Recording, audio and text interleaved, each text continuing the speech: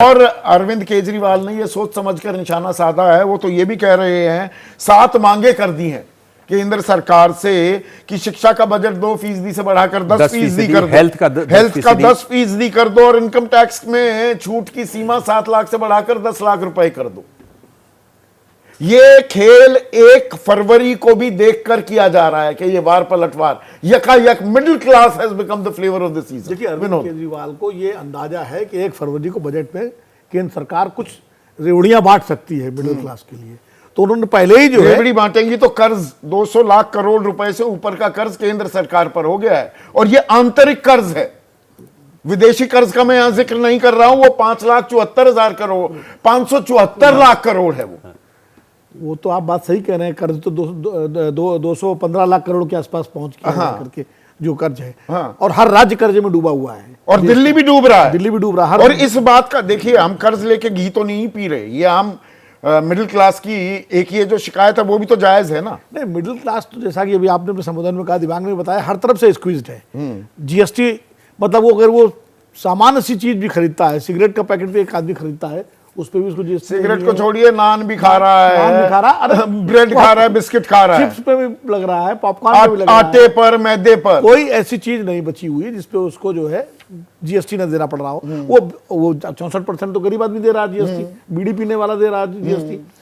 तो middle class, और दूसरा अभी पेट्रोल का बताया, पेट्रोल डीजल सबसे ज्यादा कंज्यूम करता है मिडिल क्लास, तो निश्चित रूप से उसके अलावा इलेक्ट्रिसिटी का बिल है और बहुत सारे उसके ऊपर दूसरे वो हैं। नहीं, पर इसमें एक और चीज है, देखिए शिक्षा पर कितना टैक्स का पैसा इस्तेमाल कर रहा है दिल्ली सरकार, 24.2%। बाकी राज्यों का जो आंकड़ा है वो 14.7, काफी अच्छा है दिल्ली का हाल।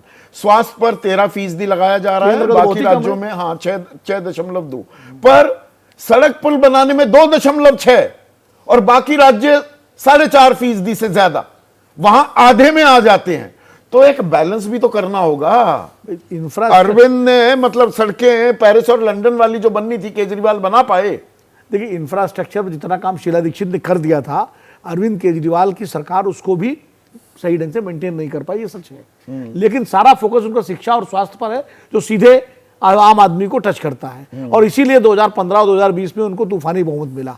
उनको ये लगता है कि जो चीजें सीधे अफेक्ट करती हैं, सड़क पर चलने वाला आदमी ठीक है, चला जाएगा, थोड़ा बड़बड़ाएगा, धक्का देगा, लेकिन जब आएगा वापस घर में, और जब उसके बच्चे की फीस कम होगी, जब बिजली का बिल उसको नहीं देना पड़ेगा, पानी का पैसा नहीं देना पड़ेगा, तो संतोष उसको होगा। तो वो तो केंद्र में बीजेपी की सरकार दे ही रही है, और वो दिल्ली में डबल इंजन सरकार हो जाएगी। इसीलिए मिडिल क्लास पर विमर्श लाने की कोशिश कर रहे हैं। नहीं, वो जो मैं भी सड़कों पर जा रहा हूं, मिडिल क्लास में एक अच्छी खासी नाराजगी दिख रही है। मिडिल क्लास ने दोनों चुनाव में इनका बहुत साथ दिया। ऐसा नहीं कि मिडिल क्लास खाली बीजेपी के साथ, नहीं, वो लोकसभा में बीजेपी के साथ थी, विधानसभा में आम आदमी पार्टी के साथ दिखी। लेकिन कोर वोट मिडिल क्लास में जो एक भाजपा का समर्थक वर्ग शुरू से रहा है, और इसीलिए अरविंद केजरीवाल जानते हैं कि भाजपा का जो गढ़ है जनाधार की दृष्टि से, वो मिडिल क्लास है। तो जो मिडिल क्लास एंटी बीजेपी है, वो कैसे मेरे साथ बना रहे, और जो बीजेपी का समर्थक मिडिल क्लास है उसमें कैसे सेंधमारी की जाए, इसलिए उन्होंने पूरा फोकस मिडिल क्लास पे किया है। मिडिल क्लास मतलब क्या ये डिसाइडिंग क्लास हो जाएगी? मिडिल क्लास की हमेशा अनदेखी होती है। महिला middle class, Vinod Sharma ji, middle class की तो हमेशा अनदेखी होती है, पर मिडिल क्लास यकायक सब उसके बारे में बड़े चिंतित हैं। अरविंद केजरीवाल की चिंता क्या ये है कि मिडिल क्लास बिल्कुल अबैंडन ना कर दे। एक तबका तो पहले से ही बीजेपी के साथ है।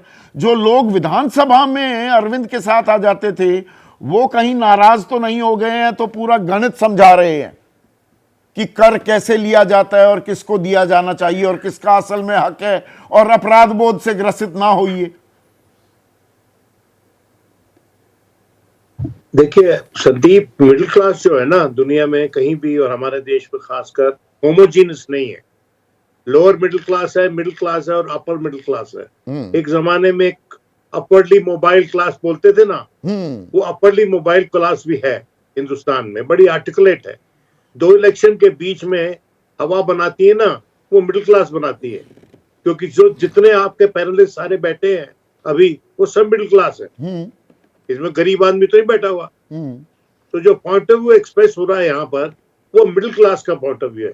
लेकिन एक यथार्थ, एक सच्चाई है कि टैक्स जो है उसमें सबसे ज्यादा मिडिल क्लास पिसता है। 30% ब्रैकेट वाले जो लोग हैं मैक्सिमम मिडिल क्लास के लोग, यानी वो 100 रुपया कमाता है तो 30% सरकार ले जाती है, और उसके एवज में क्या देती है? मेहनत करके घर बनाता है, अपनी पूंजी वहां निवेश करता है, और उसकी रजिस्ट्रेशन में भी जो पैसा ले जाती है सरकार, और उसके बाद विभिन्न प्रकार के टैक्सेस लगते हैं, और आप जब बेचते हैं तो आपको कैपिटल गेन टैक्स भी लग जाता है कई बार, depending on what kind of money you earn. तो मैं ये समझता हूं कि जो मिडिल क्लास इस देश की है वो सबसे ज्यादा व्यथित है टैक्सेशन से, और वही जो क्लास है जिसके पास बाइक कैपेसिटी होती है, वही जो क्लास है जो कि आपके मैन्युफैक्चरिंग सेक्टर को रेव अप कर सकती है, आपकी मार्केट को जिंदा कर सकती है। जब उसके पास बाइंग कैपेसिटी नहीं रहेगी, जब ये सोचता रहेगा वो कि भाई इतना मैं कमा रहा हूं, इतना तो टैक्स ले जाएगा। और दूसरा, जो व्यथित मिडिल क्लास वाले हैं वो ज्यादातर रिटायर्ड लोग हैं, और उनको रुझाने की जो कोशिश अरविंद केजरीवाल कर रहा है कि भाई उनको मैं ऐसी एक स्कीम दूं जिससे उनका कोई मेडिकल केयर का पैसा ही ना खर्च हो। अब 60 ईयर ओल्ड सिटीजन्स, उनकी हर चीज मुफ्त होगी, इलाज की, बीमारी के इलाज की, हॉस्पिटलाइजेशन की, उन्होंने जो अनाउंसमेंट की है। देखिए, मैं ये समझता हूं कि ये जो आर्टिकुलेट मिडिल क्लास है ये बीजेपी के लिए भी बड़ा कैंपेनर होती है, और उसके चलते शोर मचा देती है। ये अब शोर इतना मचा देती है बियॉन्ड इट्स ओन स्ट्रेंथ कि हम लोग इस आंकलन में फंस जाते हैं कि क्या कोई जो पार्टी हार रही है असल में वो जीत तो नहीं रही। ये जो मिडिल क्लास है ये अपनी आर्टिकुलेट बिहेवियर के चलते कई बार इतना शोर मचा देती है। पर विधानसभा में ये मिडिल क्लास, मतलब 2015 के चुनाव भी मैंने कवर किए थे विनोद, और 2020 इस बार भी मैं जा रहा हूं दिल्ली में, तो मिडिल क्लास में एक नाराजगी, एक अवर्जन इस बात को लेकर जरूर आ रही है कि भाई हर चीज फ्री में नहीं चाहिए, आप बेहतर चीजें दे दो, मुझे अच्छी सड़क दो, मुझे कूड़ा मुक्त दिल्ली दे दो, यह भी एक आवाज उठ रही है। आप अपर मिडिल क्लास की बात कर रहे हैं? नहीं ना ना ना, अपवर्डली मोबाइल क्लास की। हाँ, अपवर्डली मोबाइल हो सकती है वो। अरे भाई, हाँ देखिए, हमारे इलाके में एक ग्रोसरी स्टोर है और वो सब्जी भी बेचता है। उसकी सब्जी महंगी होती है, ग्रोसरी भी महंगी होती है, लेकिन जो लोग अफोर्ड कर सकते हैं उसके पास जाते हैं।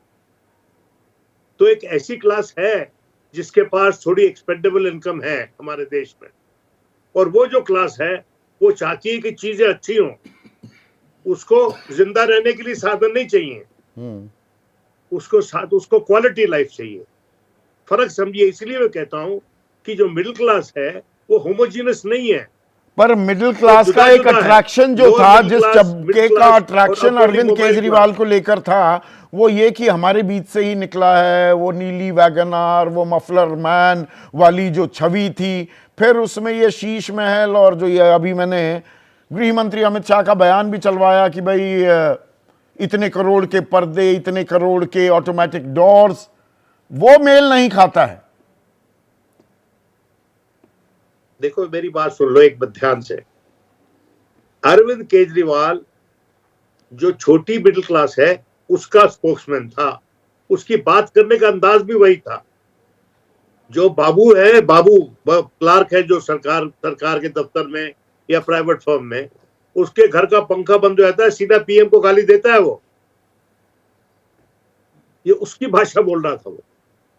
लेकिन आज के दिन वो सिर्फ उसकी भाषा नहीं बोल रहा, वो तीनों की भाषा बोलने की कोशिश कर रहा है। वो ये भाषा भी बोलने की कोशिश कर रहा है कि भाई ये जो बीजेपी है ये टैक्स लगाती है, ये आपका पैसा लेके जाती है, तो इसका बजट देखते हैं कैसा है। बजट पे बात कर रहा है ना, केंद्र का बजट जो आने वाला है, कि how much will they give it to you in the budget. हाँ, ये कोई अभी यकायक जो विमर्श शुरू हुआ है हम पे, बिल्कुल।